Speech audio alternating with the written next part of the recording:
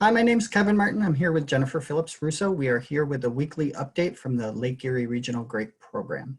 Wanted to talk to you a little bit today about set and development of fruit and what we're seeing this year after the big news of sort of frost. Now that we're through bloom, we're seeing a little bit more. So Jennifer's been out in the field and we've been talking to some others out in the field. So I'm going to turn it over to her. Yeah, thanks, Kevin.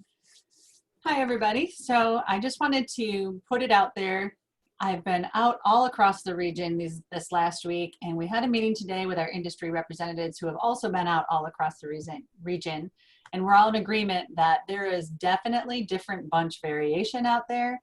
And the people in places where we thought got hit the hardest with frost, if you get out and walk a little bit and lift up the canopy, we're noting that there is actually fruit out there.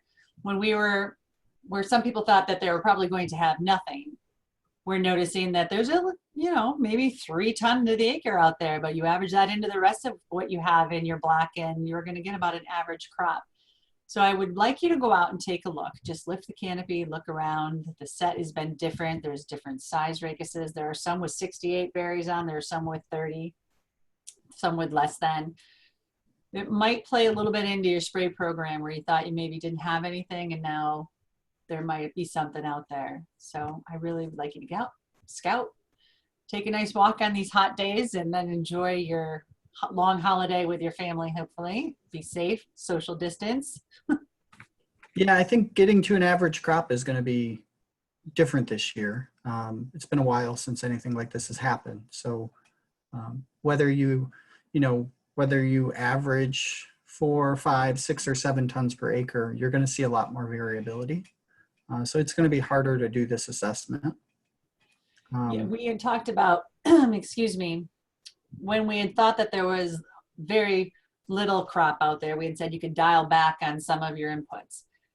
This might change it a little bit. I do want you to go out and take a look and see what you have. So, yeah, I think the good news is that the weather's been pretty positive. So stretching your spray intervals so far isn't going to lead to a disaster. It's really a question, I think, of going forward.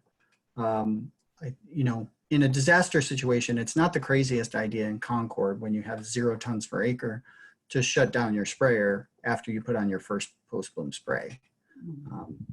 I think to get into the details of what we're trying to say here is a second post-bloom spray is going to be really important on at least 90% of the acreage in the region.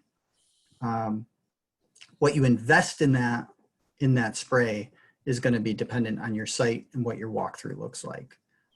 We see anything from a tebuconazole application in certain areas, kind of by itself when things aren't looking great, all the way up to something like a Quintec with Intrepid for the berry moth, and then Xyram for your other diseases. So that would kind of be a typical higher end spray that you would put on as a second post-bloom spray.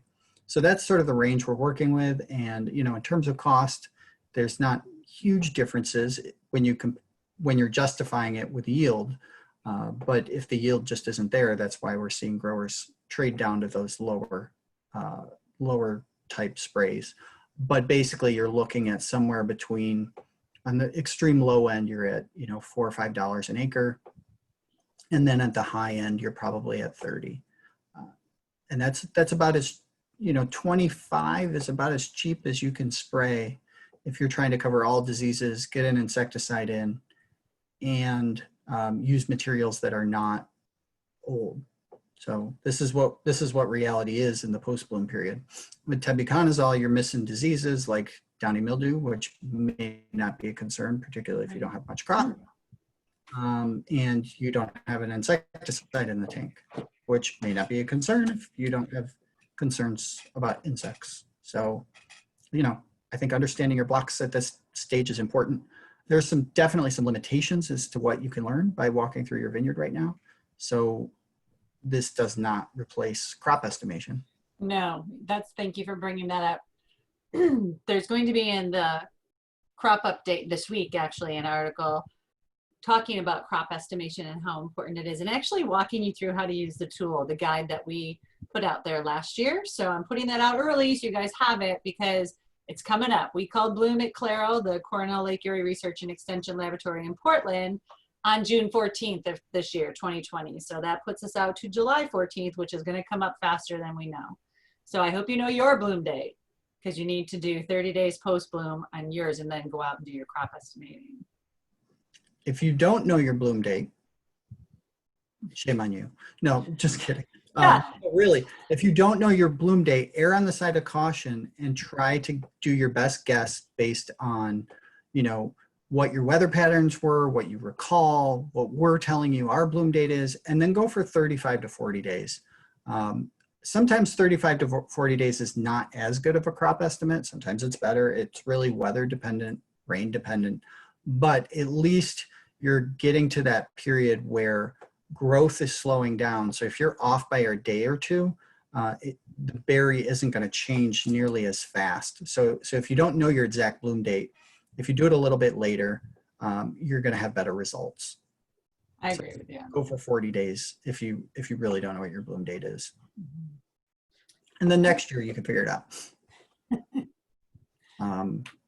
Yeah, I think the only other thing I would add is there, and this will come up in the next couple of weeks, is just make sure you do crop estimation. It doesn't make sense to a lot of growers, but in reality, understanding where your crop is and predicting when it's going to get ripe is just going to save you money during harvest.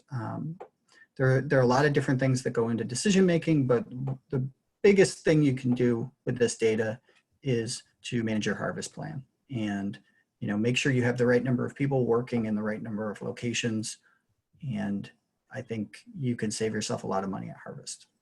That's a good, good point. I also want to add, when you're doing your crop estimation, you need to make sure you pick up all the variability in your block.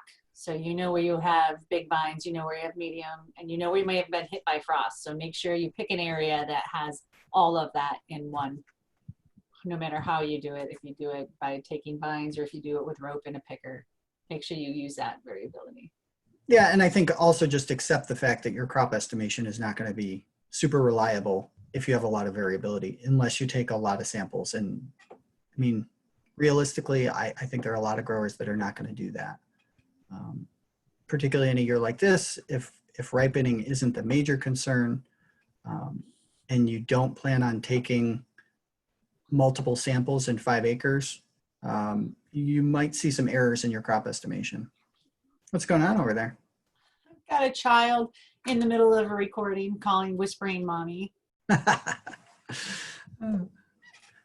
It happens.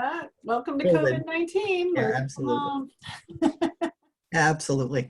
With your virtual background, I couldn't tell what you were looking at. Whether it was I was just swatting bugs in the canopy. Yes, yes. So anyway, all I was going to say is just expect that error to be there, and it's not as important as it would be if you were doing crop thinning. But as long as you take a look around and make sure you capture some of that error to try to minimize it, then at least your estimates will be close. That would be what I would go for, since I don't think our 200-acre farmers, for the most part, are going to take 50, 60 samples destructive for the harvester. It'd be nice if they did, but since we know that's probably not going to happen, just expect a little bit of error. What I would do is make sure when I was making spray decisions, assume on the higher end, and then for harvest decisions, assume things were on the lower end. That's all. I'm sorry. You lost me the last 30 seconds because this child is being very persistent. This is going to make this more entertaining than our previous podcast. That's all. Welcome to the life of All Jennifer. it will do. But in any event, I think Jennifer can probably go see what her child needs, because I think that's all we have for this week. So I hope you all get to spend a good holiday with your family. Again, be well, practice social distancing, stay safe.